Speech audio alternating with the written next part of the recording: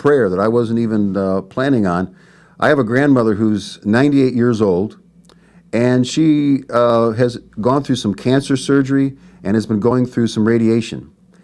And in many ways, I'm more of the primary caregiver, and bringing her to the doctors, and my aunt I have an aunt that's been helping out as well.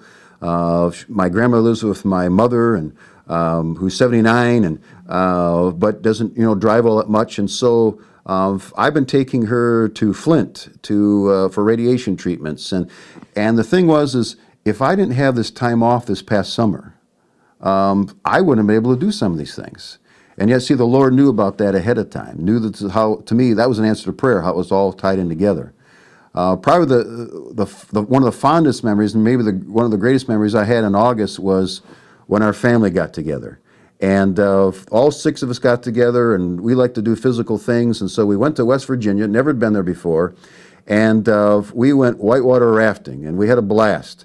And we did that, and we did this thing called a zip line. It's a canopy tour where as we were in the mountains of West Virginia, we had these 10 different stations that we would go to from tree to tree, maybe about 60, 80 feet up in a tree, but we're still up in the mountains as we're making our descent down through the mountains. And that was fun, and a memory we'll have. And I actually had my little camera with me, and I'm taking pictures of us, coming in and going out. And so we watched that, and that's been fun to watch. And we also we did rappelling, and we did horseback riding, and I know our sons, we have 3 sons, they, I can't think of it, it's like when they have the paintball guns, and they were out there, and they were against some of the West Virginians, and they were having a blast doing all that kind of stuff, and but we just had a chance just to be together, and it was such a marvelous thing, to be family and to be together again, because you just don't know from moment to moment, you don't know from week to week, month to month,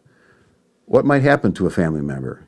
People have accidents, people maybe have a sickness, they go to the hospital, and so we need to take the most and make the most of the times that we do have a family. And I think these are some of the things, as I've been reflecting, what is it the Lord has been teaching me through all this, and what is it that God has been trying to, show me as a pastor. And so I believe that I'm still going to be learning things, and I believe that probably even 6 months from now or 9 months from now, I'll have some little epiphany moment. I'll say, I remember back in 2009, the summer, that this thing happened, and it'll make me reflect and think of something that's maybe going on at that particular period of time. And I just feel that through all of this, I just feel very thankful to be a part of the church I'm at. They were so gracious and kind to allow me this time off, and I'm grateful to them.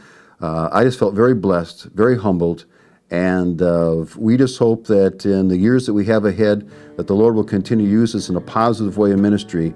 And we have loved this community. We hope we can still have a positive time here and a grand time with the people in the village of Romeo. So thank you so much for hearing a little of my story, and we hope to share more with all.